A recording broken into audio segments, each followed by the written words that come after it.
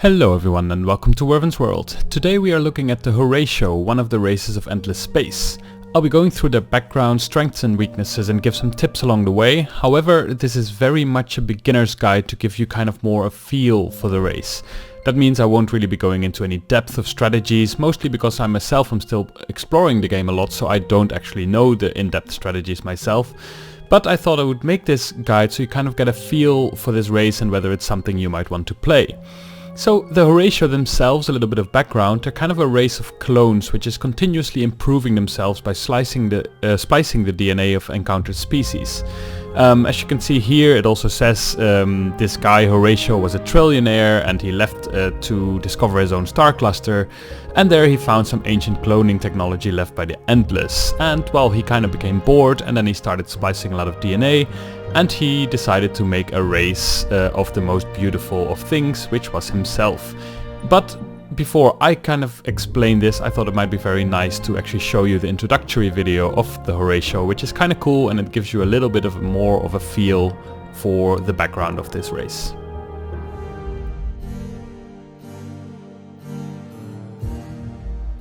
They only ever saw what was in the mirror. I always saw what was beyond. They saw deformity. I found beauty. They saw madness. I found genius. For the longest time, I have been the only one who sees what lies beyond the mirror. But soon, very soon, they will see it as well.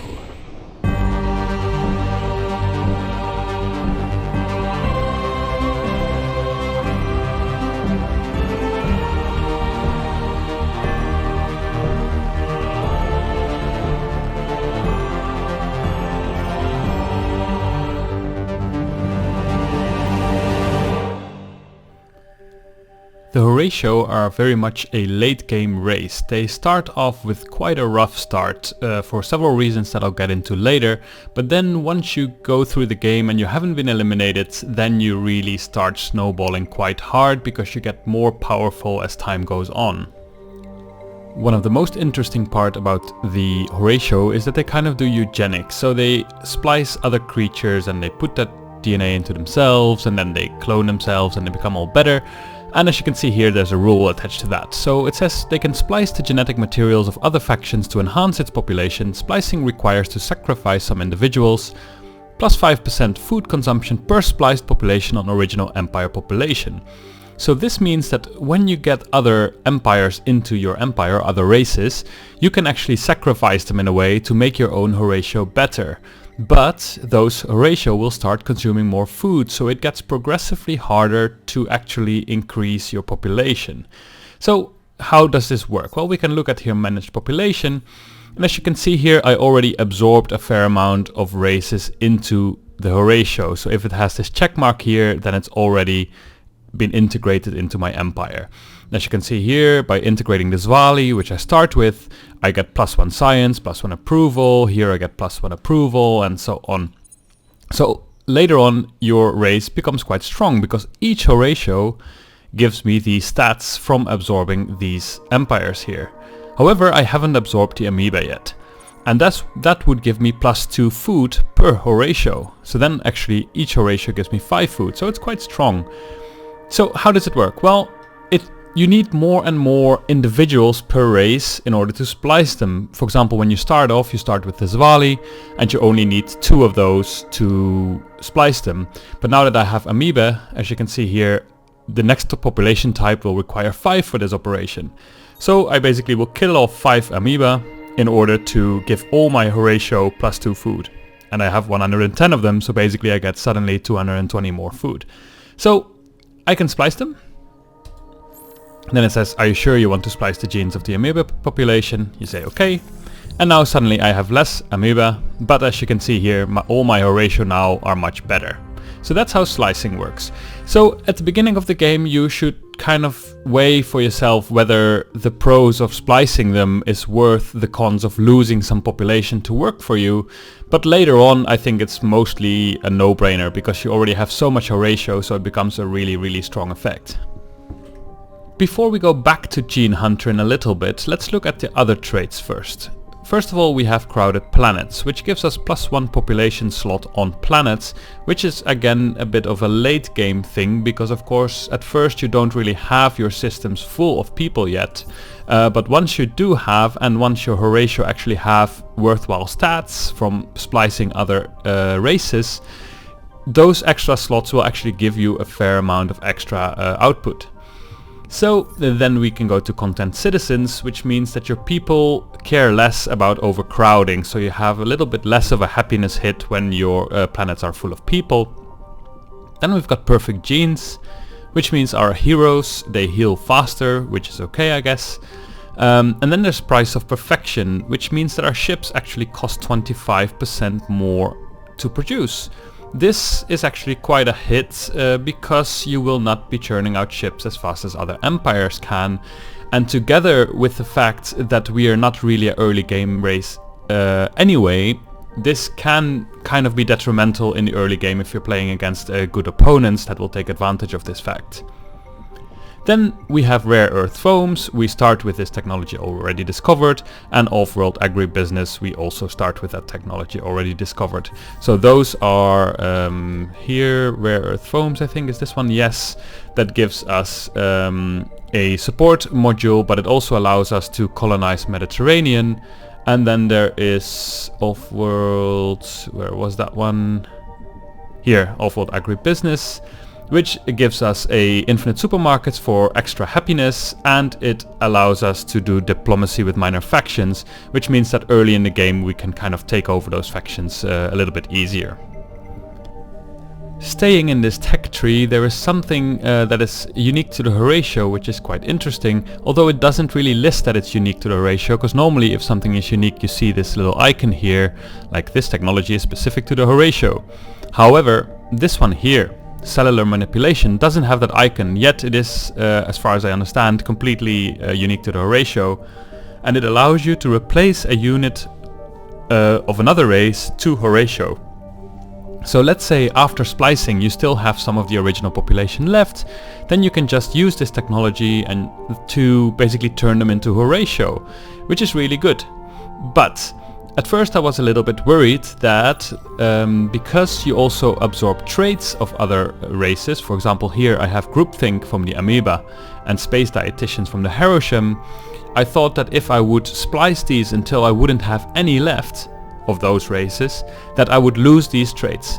But that's not the case. I tested it, so you can basically get rid of all your amoeba or Hiroshims or whatever using that technology. You can turn them all into Horatio and you will remain having this groupthink and space dietitians. So that's great. So how do the Horatio play? Well, they're an interesting race because, as we said before, they're very much a late game race. That's because of a couple of things. First of all, their innate is not that great. They have an effect of +2 happiness per Horatio. This is way less good than other races that get, for example, extra production, extra science, extra food. So here we're kind of stuck with something that doesn't really directly help us.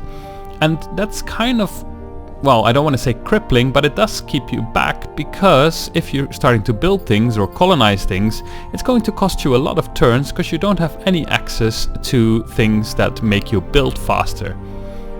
And also ships will cost you 25% more production, so that's also going to hold you back. Of course, over the course of the game, the Horatio are going to get stronger and stronger due to all this gene splicing. You start off with a Zwali race, which gives you +2 happiness and +3 science on happy. You cannot splice them immediately because you actually need 2 individuals for them, and it takes some turns for them to grow. However, if you splice them, you immediately get some science and happiness. But again, this is not production, so you really want to look for some races that might give you some production. and also research some of the technologies that actually do give you production. For example, here there's xenolinguistics and plasma metallurgy. At least this is my opinion. I'm not sure, I haven't played with this race super extensively yet. I've finished one game with them and then kind of started a new one.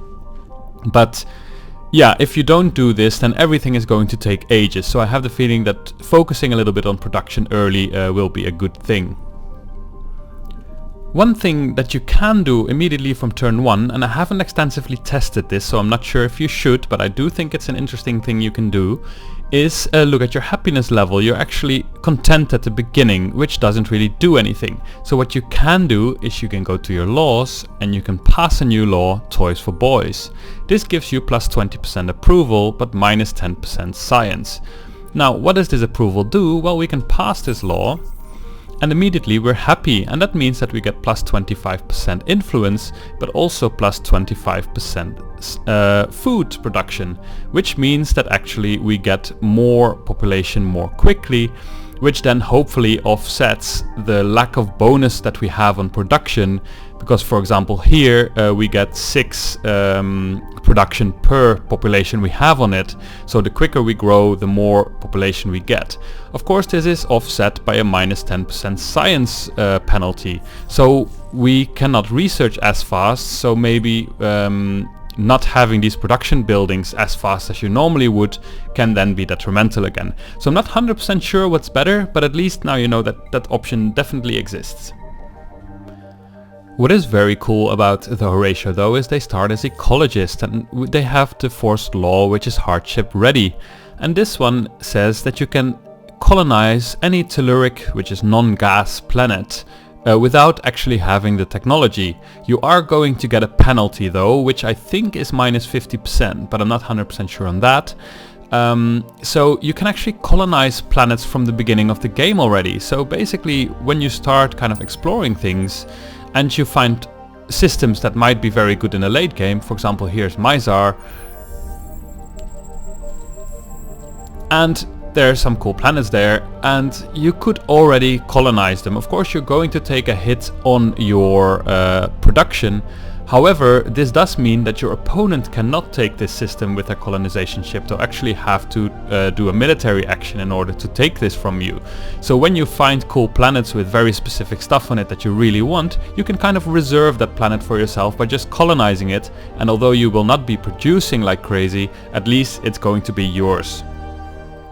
On a military level, the Horatio actually have very interesting ships because they have in general less slots than other races. However, they are way more versatile. So for example here, if we go to like this one here, we drag away all these icons, you can see that this one and this one are completely empty, so I can put in whatever I want there. And these two here, they take 2 different types of slots, which is very nice. Also, if I look at this tool here, which I really like, if I drag away everything here, you can also see that it's fairly versatile. So this one can either be like a defensive module or a support module. This can be defensive or support, this one can be defensive or support, and this one can be anything. So I can really tune my ships the way I want.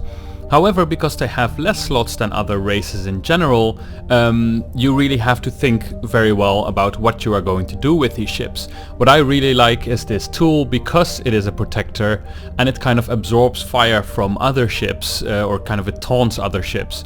So I would like to basically tool this one out completely as a tank and not really give them any weapons, and then have other ships with weapons that will be shooting at the enemy while this one is absorbing all the fire.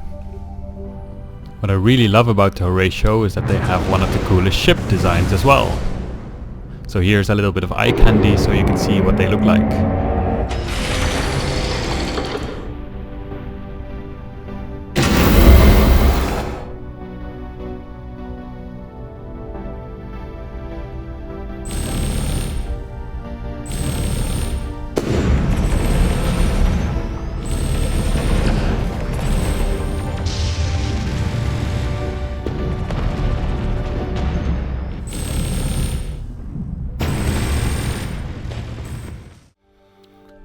So how do you actually play the Horatio? What is normally the victory condition that you kind of go for? Many of the races, let's say the Luminaries, they are very much in economy. If you have the Sophons, they're very much about science. The Cravers are about like killing other people. But the Horatio can kind of go in many different directions depending on how the game is going and depending on which kind of races you encounter and you splice. You can go for scientific victory, you can go for economy. So they kind of give you more broad choices of what you're supposed to do. However, as I said before, they are very much a late game race, so early game you really have to be careful not to get eliminated. So this was my beginner's introduction to Horatio. As I said before, it's not really meant to give you in-depth tactics or kind of a game guide, because to be honest, I myself don't really know how to play these ones optimally yet, because I'm still coming to terms with all the races and exploring everything this game has to offer. I hope at a later point to give a more in-depth guide. But yeah, for now I hope I did a good job in basically giving an overview of this race and what it feels like to play this, as well as kind of outlining some options that you have while playing it and things that you should pay attention to. So I hope it was useful, and see you next time.